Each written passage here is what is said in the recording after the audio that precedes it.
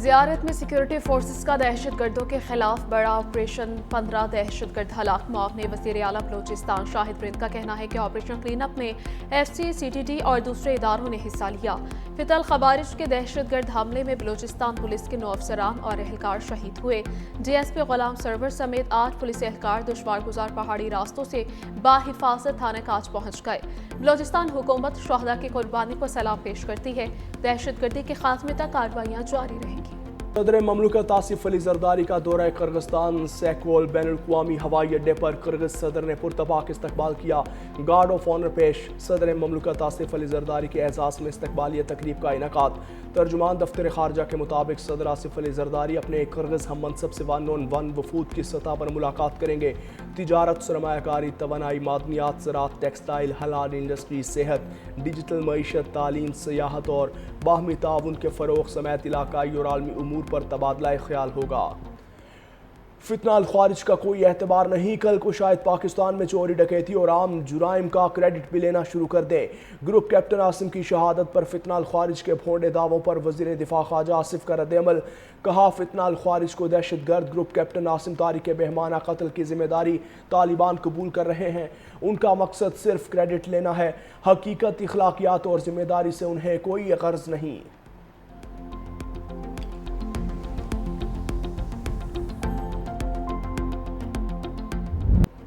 ایران کے شہید supreme leader آیت اللہ خامنائی کے جسد خاکی کا قم میں عوامی دیدار۔ شہید رہبر اور ان کے اہل خانہ کے جنازے کا جلوس اور دعائیہ تقاریب ہوں گی۔ گزشتہ روز تہران میں نماز جنازہ کی ادائیگی کے بعد جلوس کی شکل میں میت کو مہرآباد ایئرپورٹ تک لے جایا جائے گا۔ جلوس جنازہ امام حسین سکوائر، انقلاب سکوائر، آزادی سکوائر اور شہید لشکری ہائی وے سے گزرتے ہوئے 12 گھنٹے بعد ختم ہوا۔ جلوس میں لوگوں کا ٹھاٹھے مارتا سمندر موجود تھا۔ شرکاء نے انتقام کی علامت سرخ رنگ کے پرچم اٹھا رکھے تھے۔ روسی میڈیا کے مطابق جلوس جنازے میں 1 کروڑ سے زائد افراد نے شرکت کی۔ شرکاء نے میٹرو بس اور شٹل سروس کا بھی استعمال کیا۔ شہید علی خامنائی اور اہل خانہ کی میتیں کل عراق کے شہروں نجف اور کربلا لے جائی جائیں گی۔ ایران سے ڈیل ہوگی یا پھر امریکہ اپنا کام مکمل کرے گا؟ صدر ٹرمپ کی ایران کو پھر دھمکی۔ کہا، امریکی افواج نے ایرانی افواج کو شکست دی۔ تہران میں حکومت کی تبدیلی نہیں چاہتے۔ ایران کبھی جوہری ہتھیار حاصل نہیں کر سکتا۔ ایران ڈیل کا خواہش مند ہے۔ معاملات بہتر طریقے سے آگے بڑھ رہے ہیں۔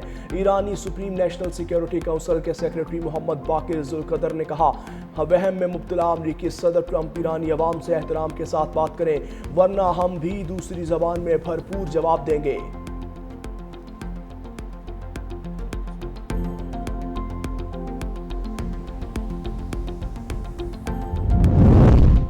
دھمکیاں جاری رہیں تو حتمی معاہدے پر مذاکرات شروع نہیں ہوں گے۔ امریکہ دستخط کی عزت کرے۔ ایرانی وزیر خارجہ عباس عراقچی کا 2 ٹوک پیغام۔ ایکس پر لکھا، ایرانی عوام اور نہ ہی ہماری بہادر مسلح افواج کسی بھی دھمکی سے متاثر ہوتی ہے۔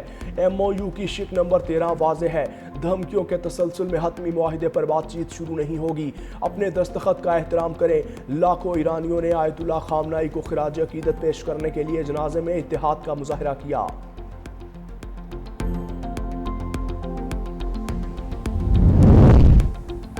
میزائلوں اور سیاسی دباؤ سے مسلمانوں اور مزاحمتی تنظیموں کی حمایت جاری رکھیں گے۔ اسپیکر ایرانی پارلیمنٹ باقر قالیباف کی حماس کی لیڈرشپ کونسل کے سربراہ محمد درویش سے ملاقات میں یقین دہانی۔ واضح کیا کہ معاہدے کے باوجود امریکہ کے ساتھ شدید اختلافات برقرار ہیں۔ ایران کبھی اسرائیل کو تسلیم نہیں کرے گا۔ مسلم ممالک کو احساس ہو گیا ہے کہ امریکہ اور اسرائیل کے ساتھ تعاون ان کے تحفظ کی ضمانت نہیں۔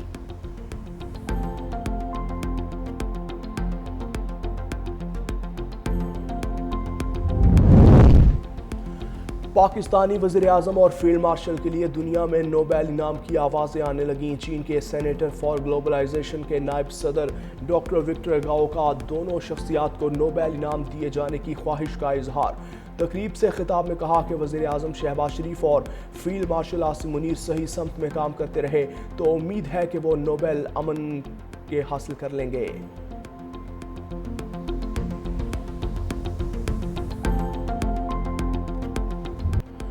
صرف وعدے نہیں، عملی اقدامات چاہیے۔ غزہ پیس بورڈ کا حماس سے مطالبہ۔ غزہ میں ایمرجنسی کمیٹی کی تحلیل کے اعلان پر بیان میں کہا کہ حکمرانی، سیکیورٹی اور اقتدار کی منتقلی روڈ میپ کے مطابق ہونی چاہیے۔ غزہ کی قومی انتظامی کمیٹی کو مکمل اختیارات دیے جائیں۔ ہتھیار قومی انتظامی کمیٹی کے کنٹرول میں ہونے چاہیے۔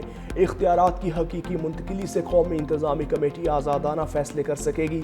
روڈ میپ پر عمل درآمد کے منتظر ہیں۔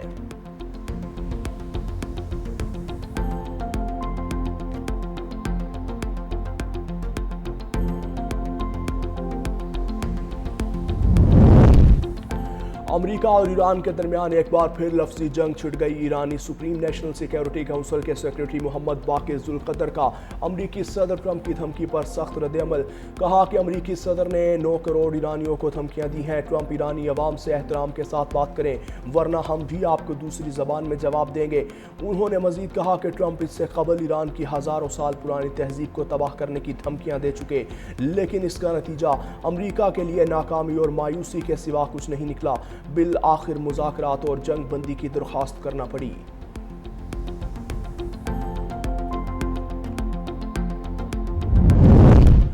جنوبی لبنان میں اسرائیلی حملوں کے باعث 90,000 سے زائد مکان تباہ ہو چکے۔ مسلسل بمباری سے 6 لاکھ سے زیادہ افراد بے گھر ہوئے۔ رپورٹس کے مطابق اسرائیلی فوج کی جانب سے ایسی ویڈیوز بھی جاری کی جا رہی ہیں جن میں رہائشی عمارتوں کو تباہ کرتے دکھایا گیا۔ متعدد دیہات ملبے کا ڈھیر بن گئے۔ حکومتی سروے کے مطابق متاثرہ علاقوں کی تعمیر نو پر $1 ارب سے زائد لاگت آئے گی۔ مقامی آبادی کے پاس مالی وسائل دستیاب نہیں۔ واپس آنے والے شہریوں کا کہنا ہے وہ مسلسل خوف کے سائے میں زندگی گزار رہے ہیں۔ انسانی حقوق کی تنظیموں کا کہنا ہے اس نوعیت کی کارروائیاں بین الاقوامی قانون کی خلاف ورزی کے زمرے میں آتی ہیں۔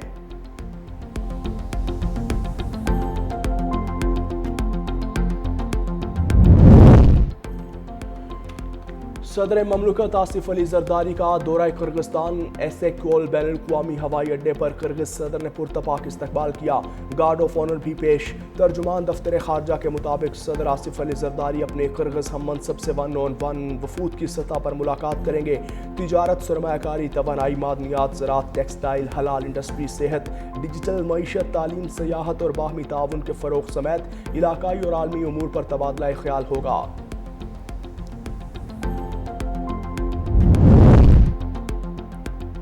بھارت کے سینتاس معاہدے سے متعلق یک طرفہ اقدامات پر پاکستان کا سخت رد عمل۔ سیاسی اور حکومتی قیادت یک زبان۔ چیئرمین واپڈا کا کہنا ہے کہ مغربی دریاؤں پر بھارتی منصوبہ خطے کی آبی سلامتی اور اسٹریٹجک استحکام کے لیے خطرہ ہے۔ وزیر اطلاعات عطاء اللہ طارڑ، وزیر دفاع خواجہ آصف اور دیگر رہنماؤں کا بھی سخت موقف۔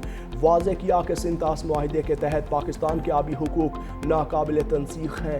بھارت کی جانب سے معاہدے کی خلاف ورزی، ہائیڈرولوجیکل ڈیٹا کی بندش اور یک طرفہ اقدامات کی کوئی قانونی حیثیت نہیں، نہ ہی کسی بھی طرح قابل قبول ہے۔ پاکستان ہر سفارتی، قانونی اور عالمی فورم پر اپنے جائز آبی حقوق کا بھرپور دفاع کرے گا۔ گزشتہ مالی سال معاشی استحکام کے ساتھ اختتام پذیر ہوا۔ جی ڈی پی کی شرح نمو 3.7% رہی۔ وزیر خزانہ محمد اورنگزیب کا تقریب سے خطاب۔ کہا ترسیلات زر، برآمدات اور زر مبادلہ ذخائر میں نمایاں اضافہ ہوا۔ پاکستان کی عالمی سرمایہ مارکیٹوں میں رسائی بحال ہوئی۔ بجٹ میں سپر ٹیکس کا خاتمہ، کنسٹرکشن سیکٹر کو ریلیف اور زرعی مشینری پر ڈیوٹیز صفر کی گئیں۔ ٹیکس نیٹ کی توسیع، ٹیکنالوجی کے ذریعے ٹیکس نظام میں اصلاحات اور روشن ڈیجیٹل اکاؤنٹس میں ریکارڈ انفلوز کو معاشی بہتری کی اہم علامت قرار دیا۔